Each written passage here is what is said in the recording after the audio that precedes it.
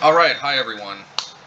Normally I don't make videos like this, but considering that there was so much overwhelming response, so much positive response to the Ragavan video, and there's a lot of demand, I think, to see what a deck list with Ragavan might look like, that I thought, I might as well share this. So, I don't have my copies of Ragavan yet, as you can see.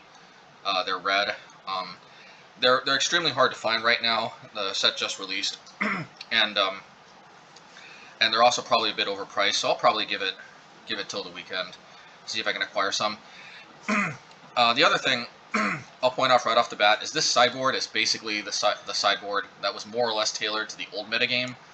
The difference is in my old version I had two Engineering Bridges and I had 4 Pirate Spellbombs in the main, which could still be an option if we really need that. But this is more or less like the sideboard configuration that I had in the pre-Modern Horizons 2 meta, and it's entirely possible that things might change. Amulet Titan might just completely disappear. I mean, we can only wish, but as of right now, that's the reason why the Mages and the Moons are in here. They may not necessarily stick around, so out of everything, this sideboard is probably the most subject to change. Out of anything, although certainly the main deck could too, because the thing that I'm most concerned about is main deck Pirate Spellbombs. As a way to potentially give me access to more pro-red hate than just 2 sweepers, because I expect red to be all over the place with Ragavan. Certainly once maybe it starts getting open more and starts getting a little more affordable and a little more available. And if red's everywhere, you can bet your house that there's going to be a ton of core Firewalker and other pro-red excuse me, creatures running all over the place. But that being said, I really like this main deck just in the abstract. Just a completely abstract kind of take on a deck list with Ragavan. I like this main deck.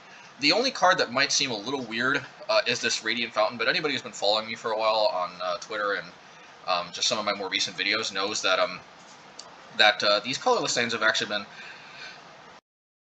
Oh, excuse me. These colorless lands have been very surprisingly... we can accommodate these colorless lands surprisingly well. Oftentimes they just immediately get shut off by Blood Moon, but the theory is we can gain some life before we put Blood Moon down. And sometimes even if we have like a lot of these, and we're getting kind of color screwed, Blood Moon actually kind of color fixes us. So, I don't know. It's entirely possible that now that we're moving towards more 1-mana burn spells, we may these may prove to be too much of a liability. So these may come out. Because being able to double spell on turn 2 can be very critical. The only problem is that I find that this deck kind of has a poor burn matchup, and believe it or not, these Radiant Fountains have been a game changer against burn. I mean, they don't guarantee that I'll win, but suddenly I feel like I might be kind of like 55% favored to win. And I'll take that, I mean, even with core Firewalkers, as long as I've got a good way to deal with their core Firewalkers. I feel like this kind of makes me favored game 1. I mean, it definitely gives me a lot more game against burn. Like I said, I think with this, I felt slightly favored against the burn decks. Maybe I've been kind of lucky to see it a lot against burn, but and also shadow decks that play Scourge of the Skycleaves. That's sometimes good against that too. In any case, yeah, this is probably one of the main deck cards that's most liable to come out. I really wish there was like a tap red land that gained 2 life, but alas, there isn't. There's a tap red land, a tap dual red land with other colors that produces 1 life, but 1 life is just not enough to make a significant difference in my humble opinion most of the time. Sometimes even 2 life doesn't. Like if you're at 1 life, a lot of times going from 1 to 3 isn't that big of a difference against Lightning Bolt deck. In any case, I really like I said in my review video, going back to Lava Dart, because I expect Ragavan's going to be all over the place, and also just Lava Dart helps clear away like tokens, mana dorks, you name it. I think these annoying little 1/1 critters are definitely the most likely to be a real hindrance for to Ragavan because, you know, nothing would love to trade with Ragavan more than like a 1/1 soldier token or something. And Lava Dart is not necessarily like the perfect answer to all of that. It's definitely a very good one. And of course, it's just, you know, bonus points just being a great removal spell for opposing Ragavans. Also, this pushes us to be a little faster, so there is that. Yeah, and you know, I don't know. It's been a while since I played Lava Dart, but I think it's time to Shine Can Return. And it is worth noting that Lava Dart synergizes very well with Fury, because you know, like we might have 5 damage, so we might like be able to kill a 3 toughness creature, and then there might be a 2 toughness creature, and we just don't have enough damage to finish that. Except that's where Lava Dart comes into play. Like the fact that Lava Dart effectively transforms this into like 5 damage. I mean, when you combine the 2 spells together, it's 5 damage divided as you choose, or even 6 damage if you're willing to sacrifice a mountain. You know, that's pretty strong. I'll get to Fury in 1 second, but I like Firebolt if I'm gonna, you know, go more all in on 1-drop burn spells. Unfortunately, Chain Lightning was not in Modern Horizons 2. I have no idea why Wizards does not like the idea of Chain Lightning being in Modern. I think the card is perfectly fine. I think the only downside is it might confuse some new players. I remember I was confused sometimes with strictly worse cards, but obviously the burn archetype is just a hodgepodge of strictly worse lightning bolts. So you know, I don't know. Anyway, I played Firebolt a lot in the past. We're reaching for it here again. We're not necessarily playing some of the mana sinks like the Lesson package or even Hammer of the Garden, like I've dabbled with it a bit. I was really hoping to record a video with Hammer Prowess, as I called it, but alas, that may have to wait. Although it is possible Hammer of the Garden maybe makes its return. It depends on just how slow the format is and just how many 3 toughness creatures there are that have to be dealt with. Although I feel like with Fury, I feel like between Fury and Lava Dart and Firebolt being able to divide up damage, you know, maybe 3 drops won't be as big of an issue. But yeah, Firebolt is just solid card. Burn spell early in the game, burn spell later in the game. Prowess, you know, triggers Prowess twice, usually on 2 different turns, but sometimes if you got 6 mana on the same turn. It's kind of like a slightly worse Lava Dart, but has a higher ceiling. It has a, yeah, I mean, no, actually, sorry, Lava Dart actually, has the higher ceiling, but I would say Firebolt has the lower floor, Lava Dart has the higher ceiling, just because Firebolt kind of guaranteed to do 4 damage oftentimes if the game goes somewhat long, which oftentimes it does. But, yeah, I mean, the rest is pretty much standard fare, obviously Ragavan here. No Light Up the Stage. I feel like we don't really need to futz around with Light Up the Stage when we got such a powerful 1-drop anyway. I feel like if we're not Blood Mooning, I feel like what we probably want to be doing is clearing the path for Ragavan. That could be a mistake, but I think there will be some tactical decisions to be made with this card. Sometimes holding back a bit if you know they've got removal and like trying to dash it into play, like I mentioned in the review. You know, that can be a solid way to gain card advantage. Like if the game goes on late and you're kind of going back and forth trading resources, sometimes it's correct to just hold this back, wait till they tap out, and like snipe them with the dash. And that can be a way you can pull ahead in card advantage. It's not as reliable as Light Up the Stage, but it is worth noting it is an option you have. So yeah, I think the last thing to discuss is Fury. I think this card is going to be great. I could be totally wrong. It's not like Ragavan. Ragavan is kind of pretty obviously going to be bonkers. I mean, I say that now, but I guess we'll have to see. But I think people who are underestimating Fury are mistaken. I think this card is great, and I think that this card compares very favorably to Flame Slash, which is basically what it's replacing. I mean, first of all, the obvious thing, it's a free Flame Slash, but that's not all, because if it was just, because it's not free, because you have to exile a red card, in a deck as obsessed with card advantage as this deck is, that's not free at all.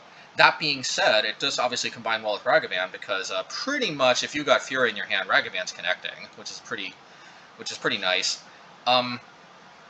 You know, also, you know, you can deal with like Token Swarm, but actually, the main thing I like about Fury isn't necessarily that it's free. Obviously, it would kind of be unacceptable if it wasn't free, if you have to pitch a card in this archetype. But the reason why I'm excited is because this is also a creature. Granted, it's an extremely inefficient creature. It's a creature that dies to Lightning Bolt as well. But here's the key thing. Unlike Flame Slash, this is not a dead card against control and some of the slower type of combo decks. Probably it's mostly dead against the faster type of combo decks, but we haven't seen a lot of those lately. But the main thing is it's not a dead card against control, and that is huge. That's huge, because now suddenly I feel a lot more free to not play Valakut Awakening anymore, or just like any utility land. I feel like with without having to play some type of card that can help me push Flame Slash to the bottom, or help me filter it away with Valakut Awakening.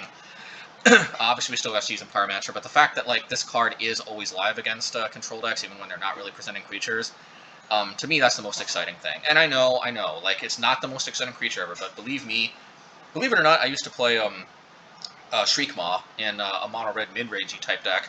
I remember I loved that card when it first came out, and the reason why was because like I used to play like Terror basically, or whatever. I forget what it was. I don't remember playing so much Terror per se, but I used to play whatever, you name it. I used to play some type of 2-mana black destruction spell, and I remember when Shriekmaw came out, you'd be surprised. It was pretty good. Like even against control, like yeah, obviously a 5-mana 3/2 Fear isn't like that great against control, but you better believe me, it's better than Terror or whatever other 2-mana black spell that isn't a creature is.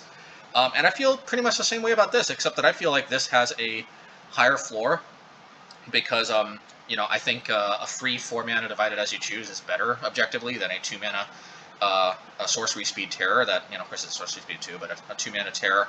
But that's obviously one is card disadvantage and one isn't. This isn't always card disadvantage though. Like if you hit like 3 mana dorks, then you're actually 2 for 3ing, which is actually works out in your favor. But I do think this has a higher ceiling. Actually, this is a higher ceiling and a higher floor in many ways than Shriekmaw. So weird comparison, but I really, really loved Shriekmaw for a while. I love that card a lot. I think this card compares, like I said, very, very favorably to Shriekmaw. I'm looking forward to playing it. I think a lot of games, you'd be surprised, a lot of games we are going to be casting this for 5. And, yeah. Oh yeah, I also, and like I said, I'm kind of moving away from most comes into play tap lands now, just because Ragavan, we really want to play Ragavan turn 1, and we really want to, maybe be able to double spell turn 2, which also may ultimately have me put back the Radiant Fountain. It's just with Radiant Fountain, there's just been no other utility land I found. There's been no other card period that I found that I can squeeze into the 75 that has had such a honestly, this has had even a bigger dramatic impact on my burn matchup than Filigree Familiar or more cards that you'd actually put in your sideboard to deal with burn. Obviously, we can't play Dragon's Claw, and that's one of the biggest problems. But anyway, I already talked about that. Anyway, this is what I'm on. We'll see if this is actually what I record with First League. Usually, I like to play a few test games or a few leagues or so before I record a video, just to get a feeling for how the deck's performing, so I can give better commentary, the drill. But then again, maybe I'll just run this out, because there could be a lot of interest in just seeing how we play Ragavan going forward. So look, again, I don't know. This is my first draft in a post-Ragavan world, or I should say in a new Ragavan world. So we shall see. If you guys like this content, please don't forget to hit that like button and subscribe. That's going to be very helpful for my channel growth. I'm almost at 1,000 subscribers. Yeah, just curious if you guys think if you guys would like a 1,000 subscriber sub special, and what you guys might have in mind.